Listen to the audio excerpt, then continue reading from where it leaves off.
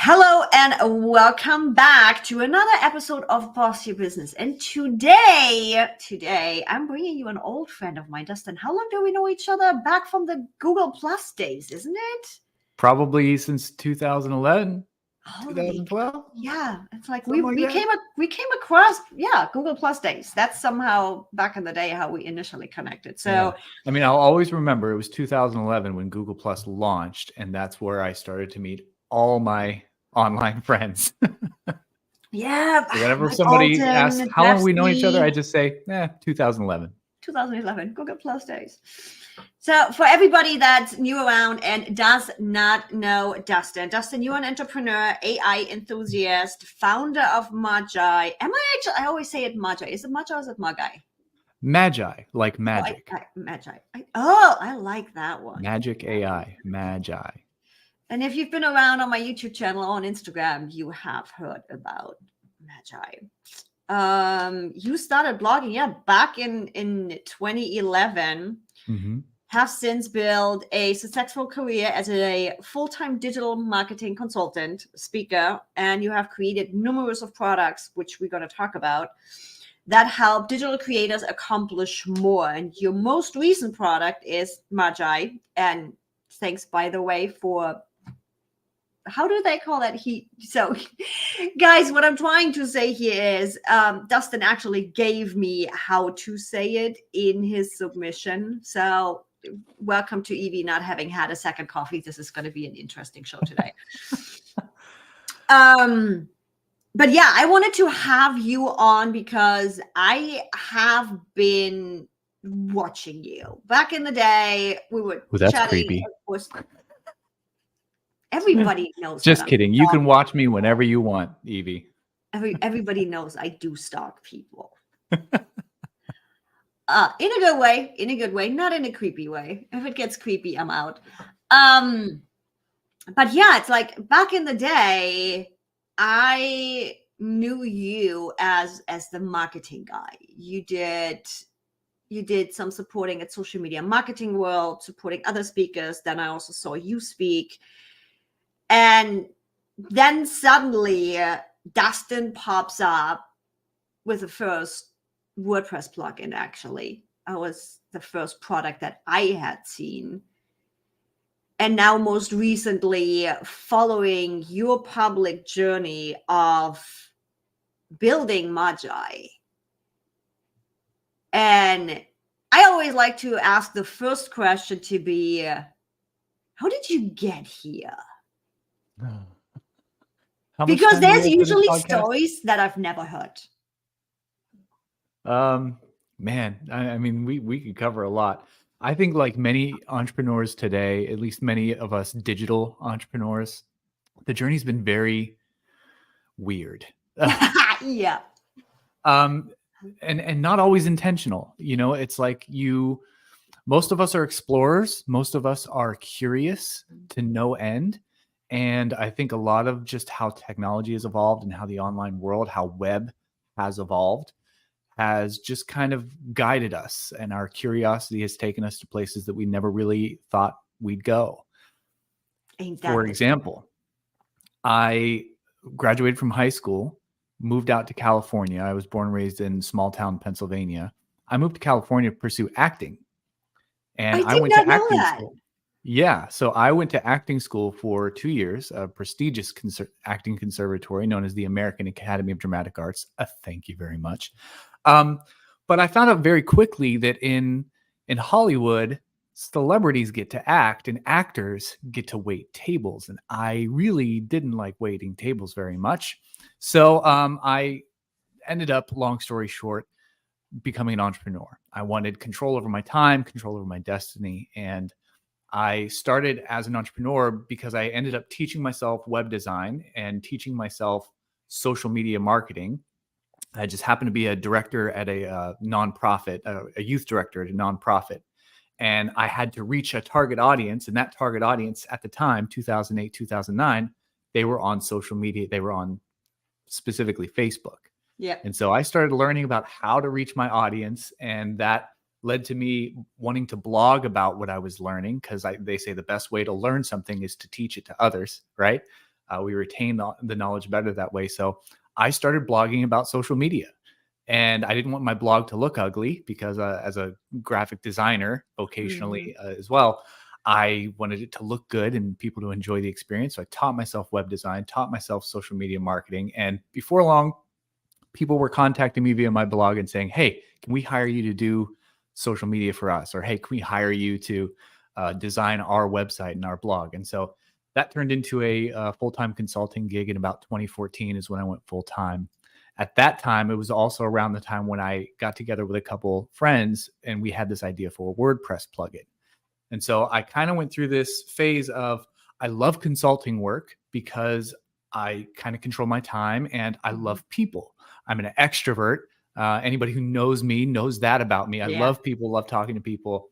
I need that interaction with people, but I'm also a perfectionist. So consulting work, historically hard to scale, right? Yep. Because it's hard to go beyond yourself and then hire people who have your level of skill that you're willing to share, the workload with. So as a perfectionist, I found it very hard to scale a consulting business because I can't delegate. I'm just too hands-on and I want to spend an hour and a half thinking about how round should the button corners be, right? So I am not good. And I'm laughing here because I know that has been such a journey of learning for me to not be that much a perfectionist because I'm the only one who sees it. And we know that, right? Right. Yeah. Yeah. Nobody else cares. Nobody else cares about it. Nobody else sees it. But I'll see it and I have to fix it. So when I got together with a couple of friends who had an idea for a WordPress plugin, something sort of clicked in my brain that was like, this is a better fit for me. I want to build a business. I want to build products that people love. I want to help people online do more, accomplish more, and be their own boss. But digital products gave me that sort of balance of I can put my perfectionism to work on one thing and I can focus intimately and as long as I need to on that one thing and help many people with that one thing. And so it was a much better fit than consulting for me. So while I built that first business with my two partners, I continued to take on consulting work until the business got to the point where I didn't need to anymore. And so I slowly, offloaded my clients and focused on that one thing. Now, unfortunately, that partnership didn't work out. There were some challenges in that business and the partners and I grew apart. And so I had to leave that business in 2020 and look for my next venture. And that led me down. Oh, we could spend an hour on this part of it, but I'll save you the drama and the tears. I had two ideas for products that I wanted to build. Had to raise some capital in order to get them built because I myself am not a developer. I know enough development to be dangerous, but when it comes to building highly complex functional applications, I need to outsource that development. And so I raised some capital, had these great ideas that in my head were gonna, change the world. But because the capital that I raised was not quite enough to get that world-breaking, game-changing product made, I had to slim it down to like the most minimal viable product that I could possibly afford to get built. Unfortunately, those products never gained enough traction. They were never attractive enough to my target audience to switch from the tools that they were already using. And those two products were an absolute failure. I found myself at a point where I was not sure if I was going to be able to pay my mortgage. I've got a family to take care of. This was 2 years of just grinding, trying to stretch out the runway from exiting my last company and surviving off of that. And all of a sudden, all the money's gone. All the capital I raised is gone. Our savings are gone. I don't know how I'm going to survive the next few months financially. And I was at a place where I just experienced failure after failure after failure after bloody failure. And it got so, I was in the darkest place of my life and just didn't want to even go on anymore. And that's when ChatGPT hit the scene. I've been working with AI for a long time. And you have as well, like all of us in the marketing space, we've been doing the AI stuff for like years now. It's been interesting. I was actually also on a group discussion yesterday evening at my business club downtown talking about AI. And it's been interesting how the general population thinks AI is a new thing. And I'm like, Right. you guys have been using AI without even knowing it. Customer Right. support chats, searches, anything. Yep. It's just becoming this broadly available to us, but you've been using it. Right. Yeah, we've all been using it. And as marketers in particular, we've been hyper aware of using it because there are tools out there that have been helping us with copywriting for the last few years. But when ChatGPT came out, something was different. It was instantly, I understood that this was going to change the entire world. Mhm. And I instantly saw that I needed to figure out how to use this for myself to get myself out of this pit of despair that I was in, and try and resurrect either my consulting business or find my next product. But as soon as I started using ChatGPT pretty prolifically at that, I realized instantly that number one, it was going to change the world. Everybody's going to use this technology, and there's a whole lot of things. Oh, look at those balloons! I didn't know how I did that. I knew that there were a lot of flaws in how it was built. Yeah. For someone who's a business owner, who is a prolific content creator, I instantly saw the gaps that were the things that were missing from ChatGPT that creators like me needed in order to work this technology into our everyday workflows and businesses. So Mhm. the idea for Magi started to spin in my head, and it was really just like, I need to make a better version of ChatGPT. That's really what it was. I need to make a better interface for ChatGPT. And long story short, it became much more than that. And Oh my turns God, out a lot of yes. people had the same feelings that I did about what ChatGPT was missing. And here we are. I think it's 8 months later, It's released in only been April. 8 months. Yeah, released first public release was in April. I think I had some beta testers about a month before that. But yeah, it's only been out since April, and now here we are, about close to 2,000 users, and a lot of feature updates since then. Oh And God, yes. yeah, the entire industry of AI has shifted at least 2 or 3 times since then, and keeping up has been quite an adventure. Oh God, yes. So for everybody listening or watching, Magi is an interface where I can literally use, how many different AIs do we have now between text AIs and visual AIs? It's insane. As of last week, there are 8 chatbot models, and there are, as of yesterday, 4 uh, image models. So for So all that's of you 12 that models in total. are just starting to use AI, first of all, there's 2 different main AIs that are being developed right now, that are being used a lot right now. One of them is the text-based one, meaning it's reading text, it's analyzing text, it's giving you text back. The other one is generating graphics, generating visuals based on your input. And Magi, when you look at it, you say you create a new chat and then you choose. Do you want to use ChatGPT 3.5 or 4? Do you want to use Claude, which, by the way, has become my main AI right now to use? But we also have in Magi available personas right away to go. Yes, ChatGPT finally caught up on that one too and is starting to offer that. But I'm like, for me, why Magi and jumping on early was a no-brainer is because I have all of them available to me.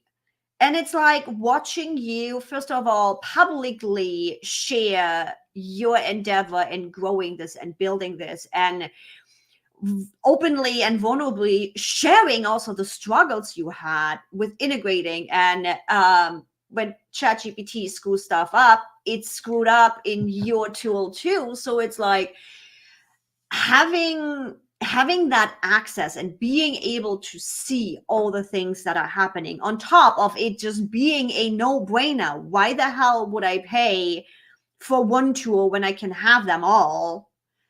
And have the ability to input. I'm like, at some days when I was digging deep, poor Dustin had, like, I don't know how many freaking chat messages every single day in his inbox, because I'm like, dude, that button is getting covered up in that view, and I would like to move this, and can we do this, and can we do that? I can't do that with another AI. Oh yeah, yeah. Just try reaching out to ChatGPT support and see how you fare with that. I was paying. I mean, I think at this point I'm paying them something like 10 grand a month for usage, and they still take like 5 days to get back to my support tickets. Oh my God. So how has this journey been for you to build that Saas? It's what has happened behind the scenes from that moment where you were at your darkest to now? I know you've tested running some lifetime deals there at some point, which people like us are usually really, really careful about because they can bite you in the ass royally. So how has that journey been those last 8 months building out Magai? Well, I think the huge lesson that I learned from my 2 failed products previously was, number one, like I don't want to do the normal like hype launch thing. What's a better way to say that? I wanted to ease into the business. And I wanted to go into it with caution because obviously I burned myself out trying to get the 2 previous products off the ground. I did all of the launch things. I made all these attractive marketing lead magnets and campaigns, and I've spent money on ads, and I had these launch deals, and I made these big extravagant, like I had gold coins made. Oh my God, yes, I remember those. Like to just to make it more like spectacular. I wanted it to be a spectacular launch and have all these goodies. And then when it failed miserably, it's almost like, the bigger they are, the harder they fall, right? Like the bigger you launch, the harder it hits when it's not a success. So I knew that I didn't want to do that again. I wanted to approach it more conservatively. My confidence had taken a huge hit over this last 2 years, just seeing everything I do fail. So I really wanted to come into it with humility and say, I have these ideas. Maybe they're good. I think they're good. My wife tells me they're good, but we're a little biased. So I really just wanted to share it as a journey. I didn't want to do a big launch event. I didn't want to do big, spectacular, bonuses and stuff for people who signed up early. I literally just, my launch was this. I tweeted, here's the public sign up link finally. And that was it. Now, all along the way, what I was engaging with was sort of a popular approach to building a startup, and it's called the build in public movement, where really as a startup founder, you're just sharing what you're building. You're just like transparently saying, here's what I'm working on, here's why I'm doing it, and maybe sharing, some of the behind the scenes, how the sausage is made kind of stuff. And that's really all the marketing I've been doing for the last 8 months. Now, I did experiment with a lifetime deal. There was a friend of mine named Charlie Patel who runs a company called Rocket Hub. Now, like you said, I'm a little bit skeptical about lifetime deals because I've seen them crush fellow entrepreneurs who did them with companies like AppSumo, and it was the worst decision they could ever make for their business. Especially with something like you, where every user is using resources you have to pay for. So if you have a bunch of lifetime deals which pay once, you still have to pay for the resources they are using. Right. Yeah. So at some point they become a liability. Exactly. By math, it's like, cool, you get a good cash injection to do whatever you want to do, but then you have to pay for them moving forward. Right. Yeah. So I went into that with a lot of caution. And Charlie, if I could say anything about Charlie, he's one of the most thoughtful entrepreneurs I've ever met. Everybody should have Charlie, or at least a Charlie Patel in their life, someone like him. But he's extremely insightful. He's obviously built several businesses that have been highly successful. And Rocket Hub, the way that they approach their lifetime deals is they vet every app that they add to their system, every launch they do. They vet the founders, they vet the product. They even help with the business plan. He's very insightful in coming up with pricing models and helping you to find the right one. And they don't run these cheapo $29 lifetime deals. Their lifetime deals are like $99 and above. Yep. So they're a little bit more high end. And he really worked with me on it. He had to do some convincing to get me to be willing even to do a lifetime deal. So, you know, a lot of the parameters that we put around it were, you know, to make sure that it would be worth it for me and it would be worth it for the audience that would be buying a lifetime deal. So we did it a 2-week timeline, and it was like half the amount of time of all his typical lifetime deals because I was just super cautious. But it did end up working fairly well. I think we sold over $100,000 worth of product in that 2 weeks. And another thing I love about Rocket Hub, I'll say one more great thing, is Charlie is a founder's founder. And unlike these other lifetime deal sites, who take 70 to 80% of the revenue, most people don't know that. Charlie acts like a true partner. It's a 50-50 split. So if you do a lifetime deal with Rocket Hub, you get 50% of that revenue. And it's a real partnership. They pay for all the ads. They pay for they generate all the ad copy. They generate all the assets. And then at the end, they give it all to you. They're like, here's the data that we found. Here's the ads we run. Here's what was successful. Here's all the copy. Here's all the images. You have them. They're yours. So really great experience with that. I probably won't ever do it again just because I don't need to. But that's not to say that, you know, I wasn't extremely happy with the results. So that was like the one big marketing thing I did. And I think it did really help to generate some buzz, some word of mouth. It onboarded some users pretty quickly. And those users became advocates because they were really happy with what they got. And the only really other marketing thing I did is I implemented an affiliate program. And, you know, part of my mission, I think, in creating Magai was I know that this technology is going to change the world. Like we've already seen how it's changed the world. And I think the people who are out there teaching others how to use this technology are the most important people right now for this technology to thrive. I mean, you think about when the world had to transition to the web. Like there was a huge learning curve, right? People had to like figure out, what am I going to use the web for? Is this a fad? Is it going to go away? And then soon enough, people acclimated, maybe 3 to 5 years. It took some time. But then the onset of Google, when we switched from like having to have phone books and like actually do physical research and go to a library and find things, right? Google came along and completely changed the paradigm, but still there was this learning curve, right? We had to like figure out, what do we search for? We started, the first thing that everybody was searching for was just like Charlie bit my finger and, you know, funny videos.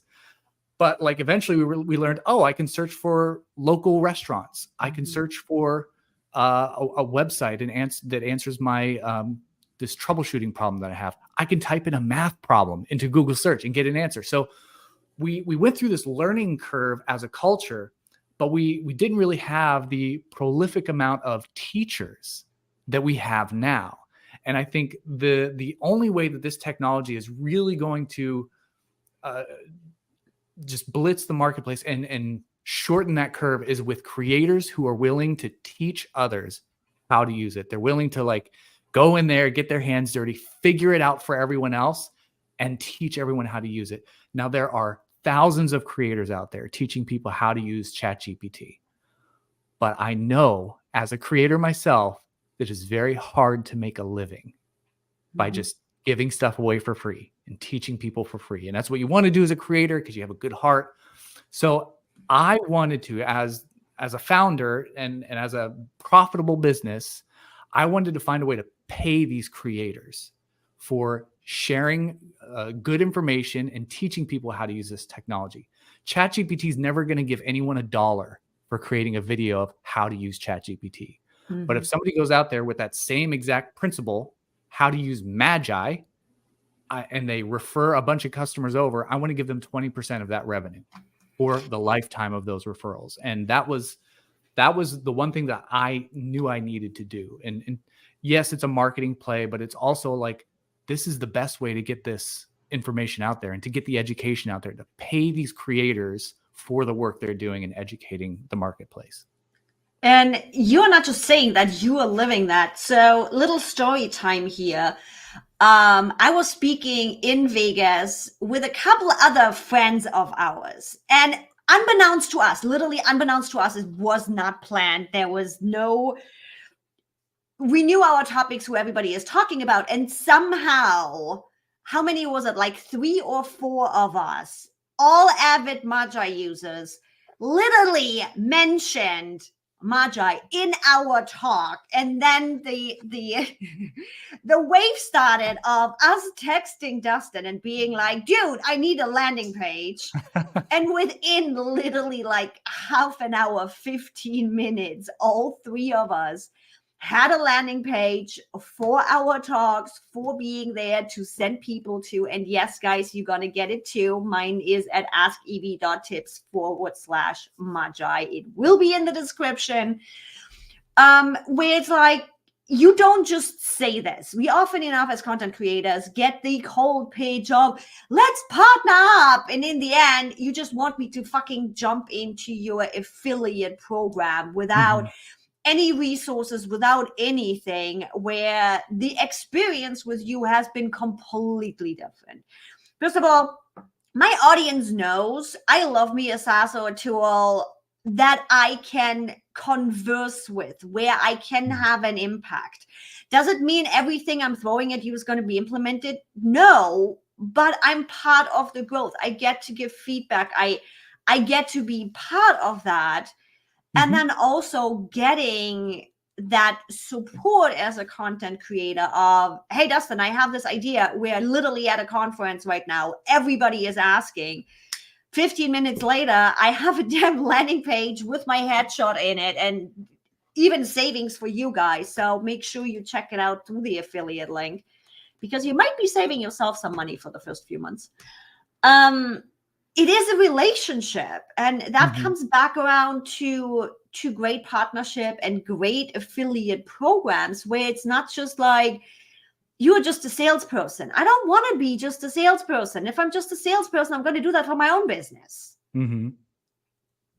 So it's been really refreshing to see that impact and that commitment with you, as well as the other affiliate programs that I work with. Because again, if it's just a freaking sales pitch, you just want me to go out there and shout the name from the rooftops, it's not going to happen. Yeah, please sell our product. And then you never hear from them again. Yeah, no, I am a creator, and I know that creators are the future of any emerging technology. They are the ones who make it happen.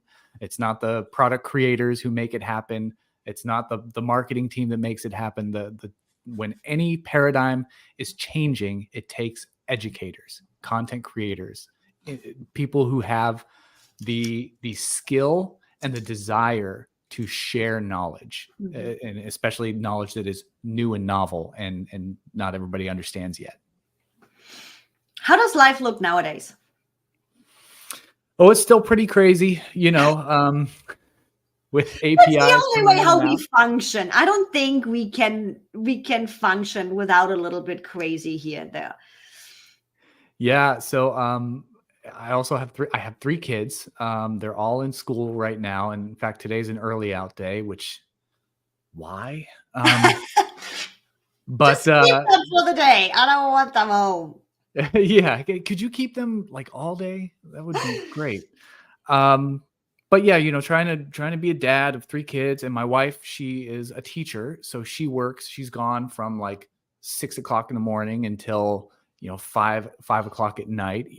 And so, I have to take the kids to school, and then I have to be the one to go pick them up and, make sure that they're all settled and make sure they're all taken care of, while still trying to get in a full work day, trying to run an entire business. So it's a crazy sort of balancing act that you have to try and make. But, and then on top of that, while they are at school, just trying to stay on top of all the emerging changes and all the the things happening in the world of AI and trying to listen to customers, listen to creators, and see, what do you need next and what's not working or what can be better. So there's never a dull moment. There's 2 crises that I had to solve this morning before this call and before I could even take a shower. So, Showers are overrated. What's that? Showers are overrated. They are, really, they are. Who needs a shower? I do after a day like today. Oof, yeah. I'm more of a bath person after a crazy day. Yeah. For anybody out there that is considering going into a product-based business or SaaS, do you have one tip that they potentially should pay attention to, or that big lesson that you had? Yeah, I mean, the big lesson is you have to be so obsessed with talking with your target customer and be willing to throw every one of your ideas away if it doesn't fit the customer's needs.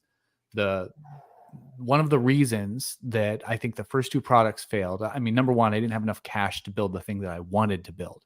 But on top of that, when I whittled down the minimum viable product to what I could afford to build, it was based on what I thought the customer needed, how I thought it should be.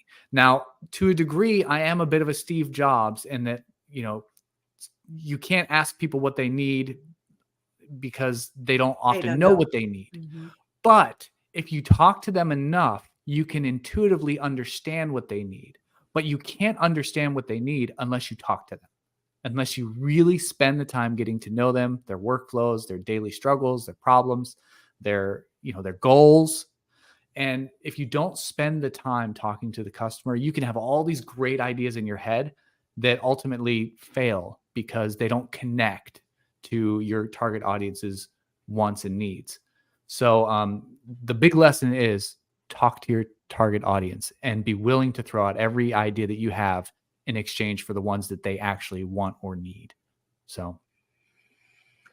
And with that, oh God, I feel that. That's where some ego comes in, and you need to put your own ego aside. It does, especially as creatives. Like I'm an artist. I'm a creative. I'm also a bit analytical in my own head.